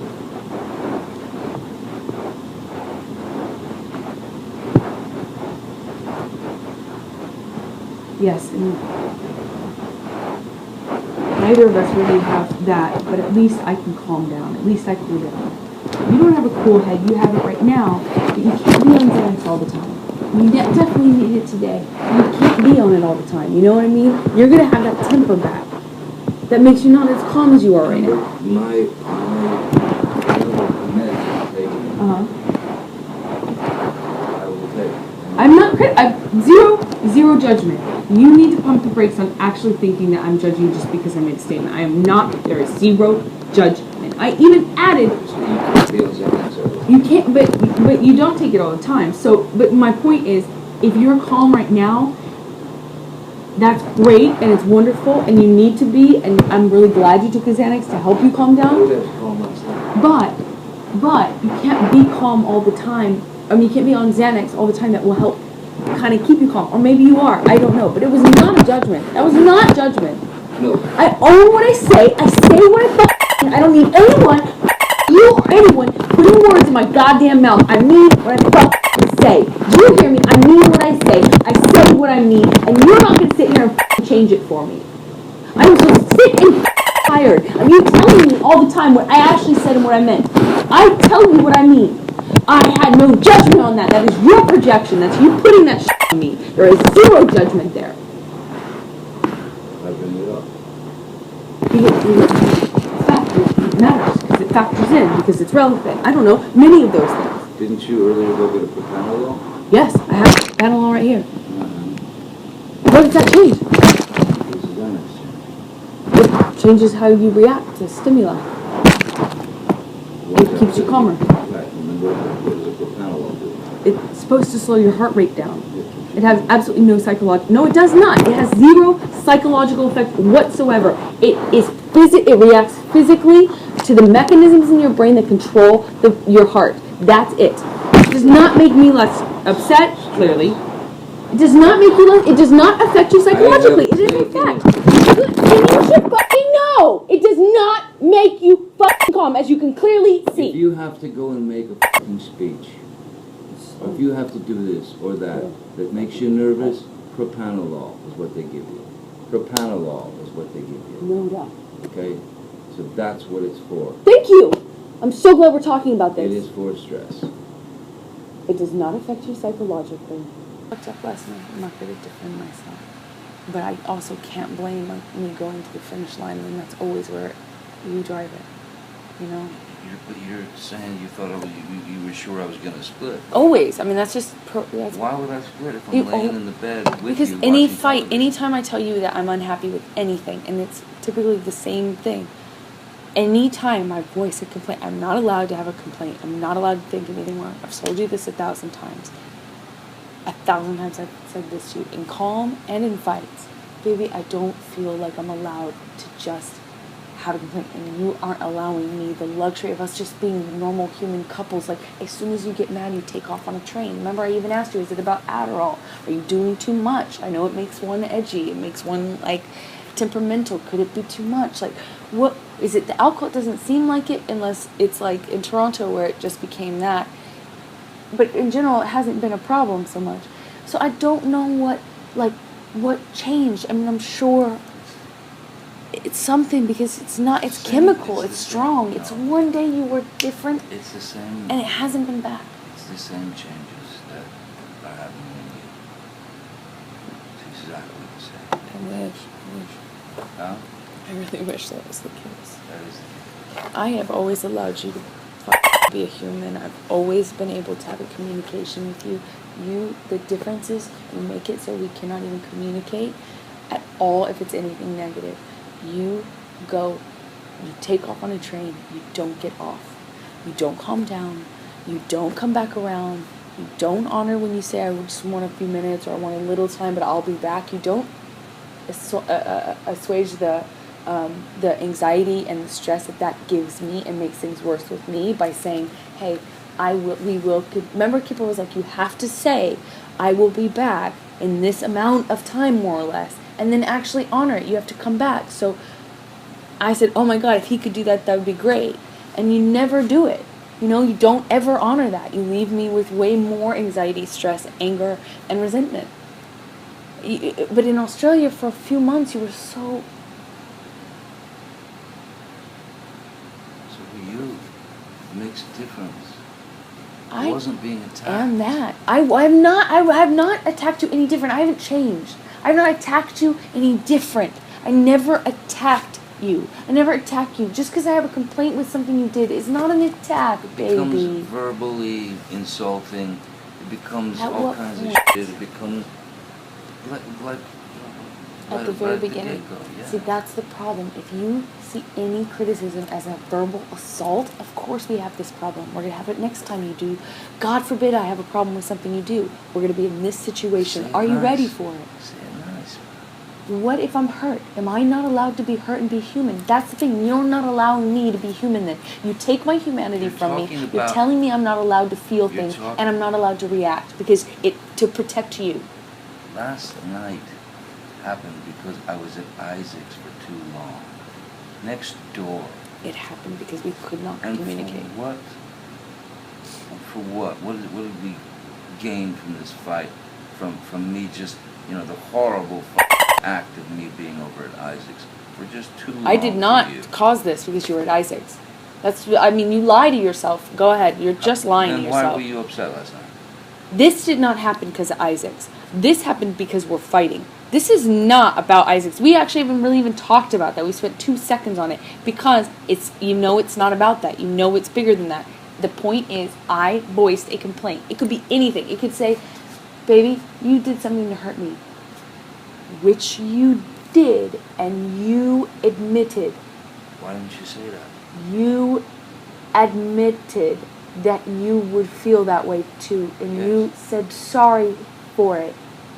That would have been great, but I could not feel safe saying that to you because I knew that your reaction would very likely be a defensive explosion and an attack and freak out and get up and walk away and all this stuff. So I wanted to avoid it. So I took an Ambien to try and go to sleep without even having to speak to you about it because I was really hurt that you fucking left me stranded. You didn't think about me. You didn't text me. All the things that you apologized for.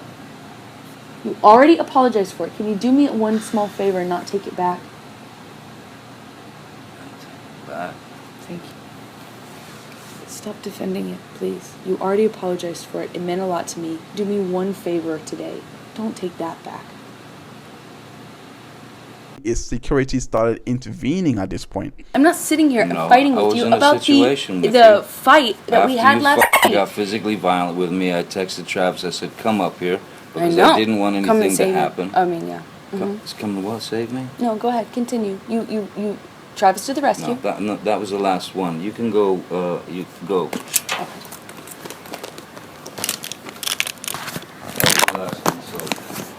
Oh yeah.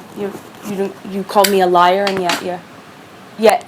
I watched you lie. You called me a liar. I watched you lie. You're full. There's no what. You still haven't told me what lie it is.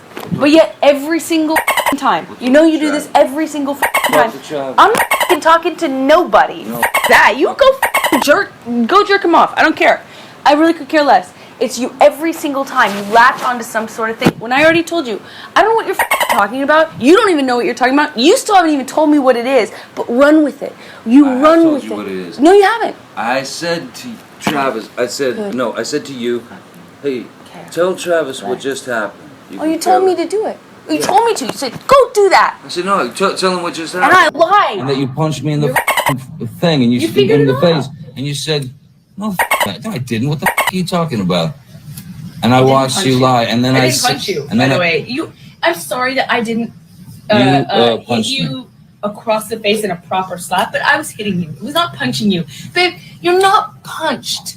Don't tell me what it feels like to be punched. You've been a lot of fights. Bringing this one in on their own. No. Okay. No, when you have a closed fist. Drawing the sting.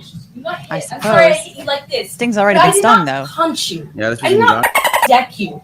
I was hitting you. I don't know what the motion of my actual hand was, but you're fine. I did not hurt you. I did not punch you. I was hitting you. How are your toes? What am I supposed to do? Do this? How are your toes? I'm not sitting here about it, am I? You are. Oh, that's the difference between me and you. You're a baby. Because you start physical fights? Like a baby. Because you start physical fights? That is Not helping You her. did, so I had to get out of there. Yes. Well, she's gonna testify to it being reactionary, right? Something that lines up with you. Probably. I'm sure she's going to explain it away, but still, Every damn. single time. What's your excuse when there's not a physical fight? Then what's the excuse then? You're still being admirable, right? Just by running away? There's two different situations that we're referencing in this fight, two different altercations between Johnny and I involving the door. The first of which we first start talking about, what that conversation is about the disparity, the disparity between Johnny and I in our physical fights, the disparity of how he would proactively punch me and I would have to resort to reactively hitting him. I am talking about the difference between a punch, which Johnny did often, and me having to hit him in my defense. That's not what that conversation said. I know the difference between those two, and I'm highlighting the difference between those two. Even if he wasn't twice my size, they're very different, and that's what I'm pointing out him. This is The situation that involved, the context of that is, it happened in our bedroom up in Penthouse 3. You've heard us talk about that place. And I was trying to shut a door, our bedroom door actually. I was trying to barricade myself behind this door, and Johnny was trying to get through the door. He was using his body and his limbs to try to bust through the door as I was trying to keep it closed because I knew what he was doing when he got to me. You're such a baby. Yeah. And I was hitting his arms, his arms, his body, be accepting of physical violence against them. You're such a baby for to prevent me from closing the door. You have an explanation for that one, Amber? And that is a separate incident that we will talk about in the second half of that recording. Where we're talking about my toes. That involved a different incident. I'm lost. So is the jury. Which was a bathroom door, and it was one of those ones that he was passing out in. And I could hear him passing out, or what it sounded like to me, behind a closed doors, passing out. I heard a thud. I heard a lot of commotion. I heard a glass break, and I hear what sounds like his body falling against the bathroom door. I open it to check on him, as I was accustomed to doing at that time. Johnny violently reacted to me opening the door, pushed it against me. It ran up over my toes, and he angrily came around the side of the door, swinging at me. I naturally pushed the door. Part of the conversation where you say, "Why do you run away all the time?" I'm sorry, this is complete. And also to the awareness, the knowledge 100%. That he was coming for me. Johnny later later he blamed me in his inability to understand what happened, in that he was not in his right mind, and he misunderstood that interaction and tried to blame me for starting a physical fight between us. And he even later went so far as to say, I wasn't even going to hit you. And that was the second door. I only could respond by trying to take accountability for my actions in it, what he understood my actions were, and my interpretation of what I'm trying to say to him is, look, I can only do my best to respond. I was in pain, I was scared, and I can't promise you that when I'm scared and in pain, I won't react thinking I know very well what our situation is and what's going to happen to me should I not react. In that conversation. Thank you. That's you and Mr. Depp on that recording, right, Mr.? That's correct. And you said you hit Mr. Depp, right?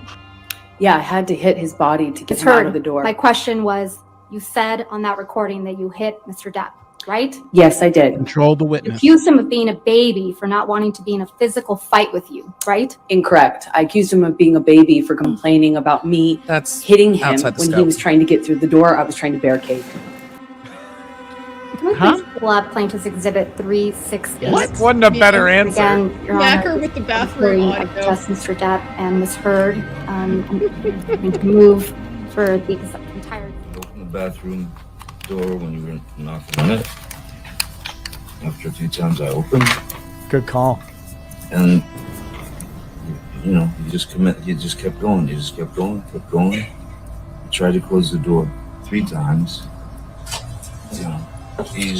Yeah, they did. They covered the transcript. You're right. And then it was rolling down here. That's fine. I accidentally, I swear, when I was trying to close the door, I guess it scraped your toes. I didn't mean to do that. I bent down, and you either pushed or you kicked. I think you kicked the door open. The door, more open, so that it would hit me. And it hit me. I didn't mean to. I didn't know that. Hit me in the head. But I did not mean to do that. I don't know what. I was bent down behind the door. I did not do anything to her. I did not kick a door or push a door so that it would hit you. I did not. I swear that. It was not my intention. I think I remember when the door scraped my toes. I reacted, but the door thing. I remember. I never did that. That wasn't on purpose. I might have done it on accident. Okay. But so let's say that was an accident. I then stood up. I don't even know if I said. I might have said like, "What?" Whatever. Because I just been hit in the head with the corner of a door. I'm so sorry. I did not. I'm sorry. And then I stood up. I'm so sorry. And then you clocked me. I remember hitting you as a response to the door thing. And that's what she testified to.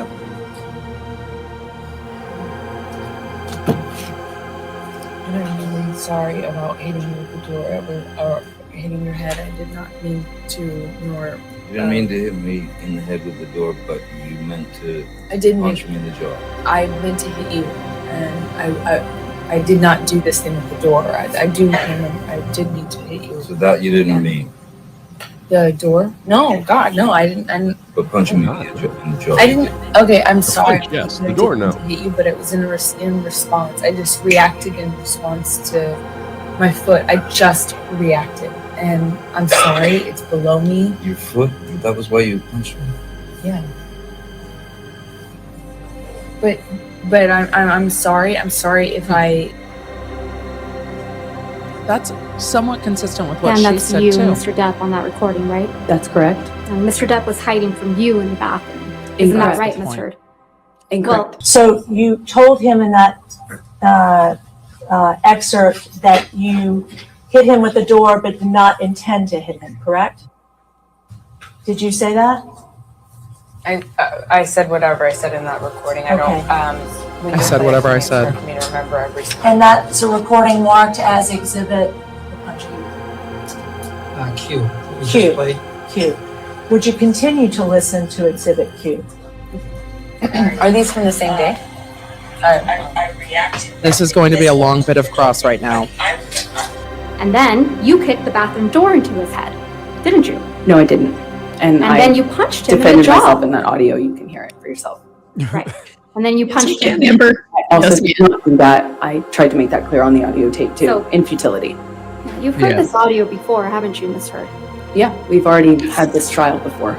Yeah, you've played. It We've was had played this for trial you before. when you were deposed in No, you haven't. 2016 in connection with your divorce from Mr. Depp, wasn't it? You didn't have this That's trial one of the before. times I've heard it, yes. So you've had plenty of time to think about how to respond to this recording, haven't you? I don't know what you mean by that. Well, let's take a look at how you responded to it the first time. yes! Plaintiff's And it also misrepresents that what actually happened, which is him trying to get into a room I'm trying to keep him out of. And then he runs the door over my toes, trying to get into the room. I try to push him out of it, which is what the hit is referred to. And Johnny, whenever he was injured or touched at all, always referred to it in these ways of punching or clocked or whatever. And whether you discussed it with him or not, the last thing you do in talking to him afterwards or trying to reconcile with him is to get into what the definition of those words mean to him. It's never. If he was ever pushed, it was a cold. He called it a cold clock. I mean, it's just very dramatic. Isn't it true? And there was also one more thing that I did notice, and that was Darvo. I did actually notice that in the audio she was complaining about him getting his security to come and defend him, and in the time she wasn't saying that these incidents were not happening. She wasn't denying these incidents. It's just that he would get his security to come defend him, and she was downplaying a lot of this. We see this in the audio where she justifies the punch again and hitting, even though she initially denied that she didn't lie to Travis about the specific subject of abusing him, but then goes on to say, I didn't hit you, I punched, I do all this. So it's very hard to ignore that, because now she's alleging that he would get his security to come vouch for him and say a lot of things that weren't true and back him up, etc. This is the Darvo that is being perpetrated here, because he did do that, but it was to say that she was doing all these things, but she's now using it to say that it was to hide the fact that he was doing all these things, to say and turn it on her to say that she was doing it. But there's audio saying that you did it. You confessed to doing this yourself. I don't understand. She confesses to doing this herself in the audio. That has to be noted. This would be the example that Sarah J. Hazy and Jennifer Freud were talking about in regards to Darvo, and we are seeing this played out. This wasn't the only time we saw it play out. Interestingly, during this period of September, Depp alleged in the UK case that there was an argument with Amber Heard on September 2015, which was around the time of the Toronto and Venice film festivals respectively. This covers the 4th of September 2015 for the Venice Festival, and also the 14th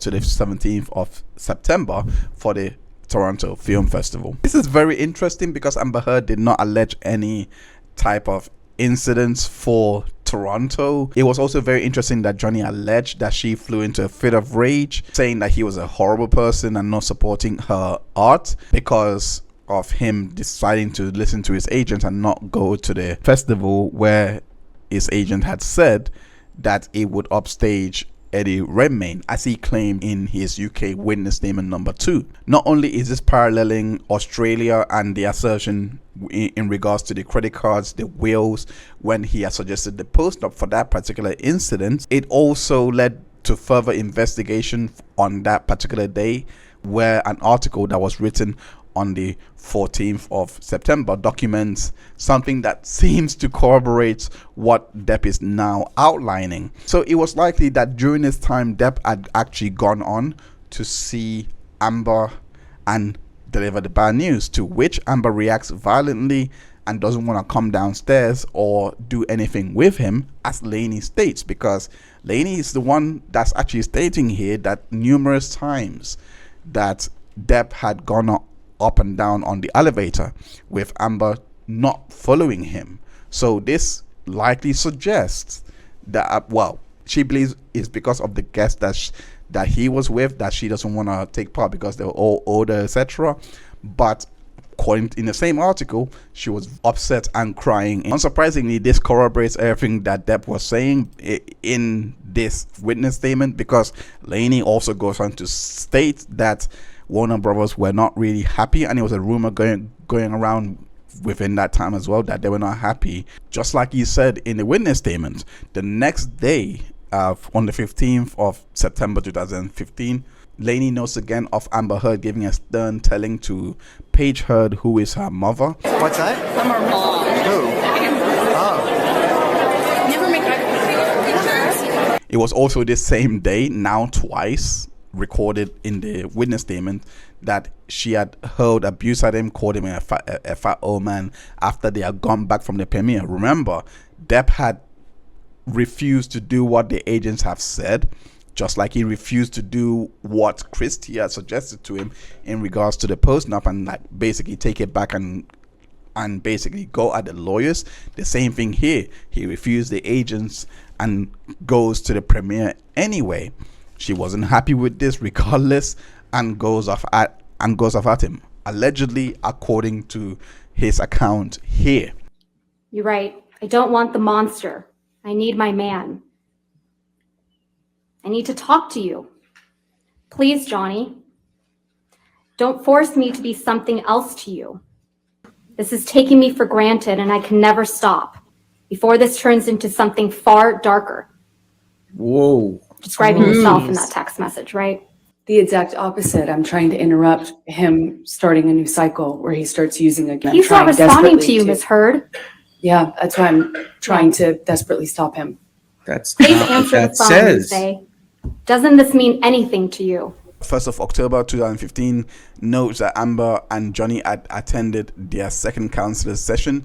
The first was with Amy Banks, who saw them for one session on the 24th of April, where she made no note of this session. I'm very sorry, but my pettiness is really coming out here because I like details to be written down by professionals and not just this reliance or trust on their memory, where that could fail you at any point. That aside, she believed that Johnny was an abuser and Amber Heard was telling the truth.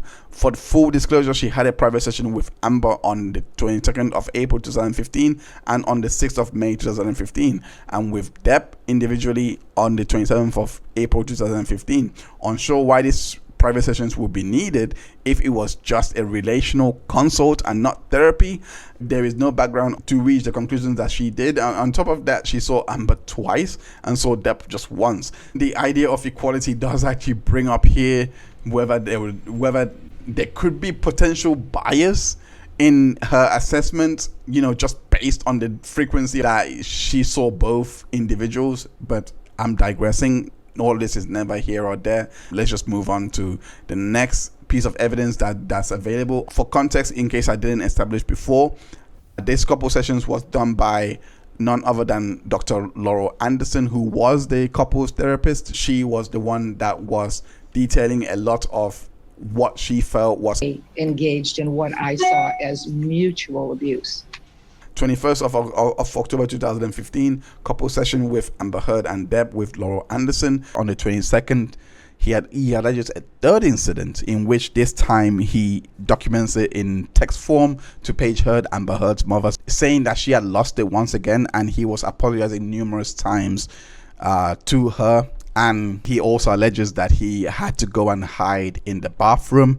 Again, we've heard this before. And he stated firmly in the text message that he had to call security to intervene and intercede and basically break them up. According to him, when he had actually exited the bathroom, she bursted out and began another tirade at him, hurling abuse and threw iced tea at the back of his head. And this is very important because you come to hear of her account in the Thanksgiving incident and what I was talking about earlier in regards to Dava. You write, please come home, right? That is correct. Please answer. Don't break us up. Please answer. Please. And continuing on page 97, you write, give me some piece of your heart. Please. No fight. I promise. Please. No fights. Please just pick up. Please give me 2 minutes. I'm dying. Please. And continuing on page 98, you write, please come home.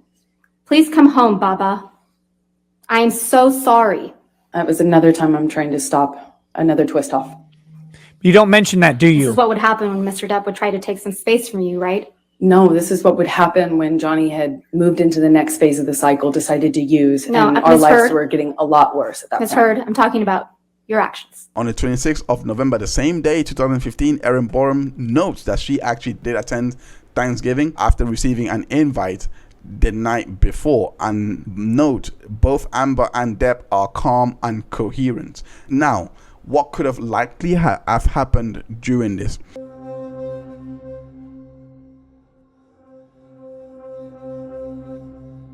The testimony is as follows. Amber Heard stipulates that Depp had disappeared with Manson to do coke, and this was why she followed him.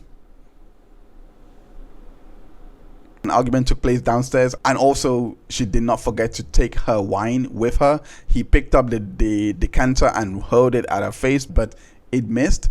The only aggression that was noted here was a bit of shoving and grabbing that was alleged in the UK. She alleged that Johnny was the one that threw the wine glass. However, in the US, she said that she had the wine glass in her hand. She says in the UK that she hit her head against an exposed brick.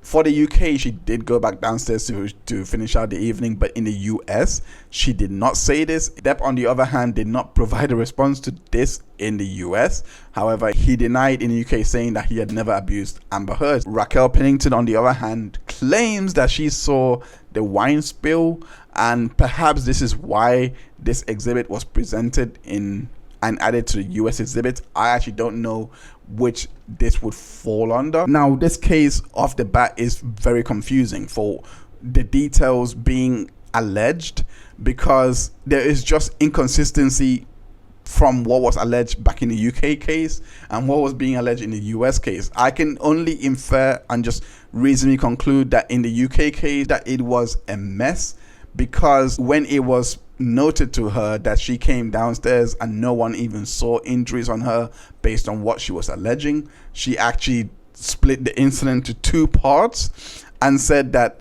what Raquel saw when she came down, that though she didn't note any injuries, that was just part one or the first part, and no one actually knew of the other part.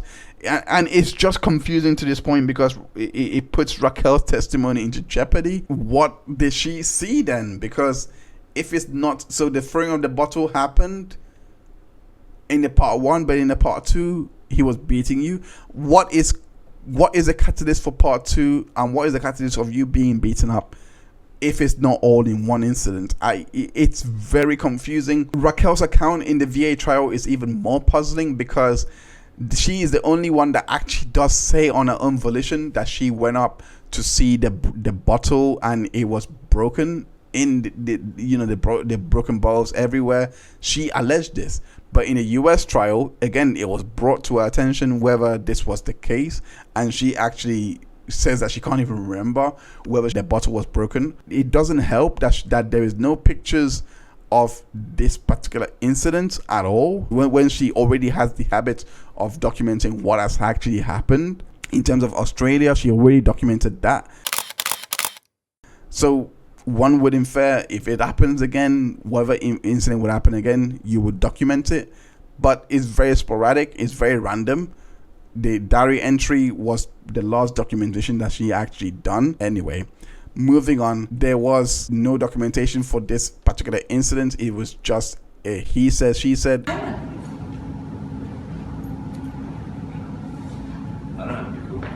You're so cool. What?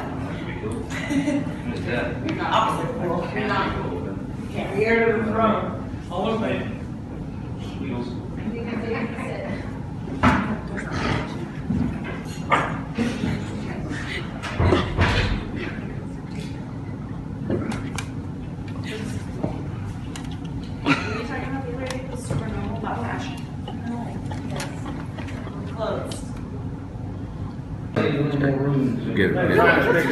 Get him. Oh no, he's a monster. No, he's a monster. No, turn around. He's a monster. He's a monster. Scaring me. Hey, why am I in this movie? Jack, you're Jack's involved me. Turn around. Turn around. Jack, you're a savage. As I said earlier, Amber Heard's own account is what undermines Raquel Pennington's testimony, because she remembers seeing the debris. She remembers seeing the glass being torn to shreds, and she remembers going downstairs to enjoy the evening. And of course, now the assault happening in the second part of the incident, yes, one might look at this and believe that it's just convenient how all of this is just lining up in this type of fashion. And in my own finding, combining these two cases is the lack of the pictures being shown in regards to this particular incident in VA. The pictures that I've shown you were not used during the trial, so the jury did not get a chance to actually examine these pictures and put them into context. The point I'm trying to make is the judge has seen this picture, but the judge also heard that some of these incidents, like for example incident 1 happening in 2013, the judge heard that also and ruled in her favor there. The jury heard that it happened in 2013 and then it was changed to 2012. It is really hard for me to say that this incident actually happened the way it is being presented, in the sense that, well, for one, there is an absence of this picture in the VA case, and two, had Amber Heard not split this into two separate incidents and then come into VA and go again with the fact that it was the same incident and no longer two parts, had she not done that, I would have been more inclined and open to actually believe that this was perhaps an incident that did happen. Now seeing it develop, she just discounted what she told to that court about the incidents being in two parts. She discounted it completely and just went for the one part incident, which again makes no sense. I just have to discount the incident completely and just accept that it's just more likely that this was just a normal dinner. Continuing on with the timeline, 10th of December 2015, Amber informs Erin that her and Depp are due for a vacation to the Bahamas on the 20th till the 30th of December. So make a note of that 10th of December 2015, which brings us to the night of the James Corden show in 2015. Flower crowns and all this stuff. And then my hand and my face and then my hands. And then you could say to people, guys, it's a character choice. Right. Oh, please. She's zombie. She's known for her claw hands.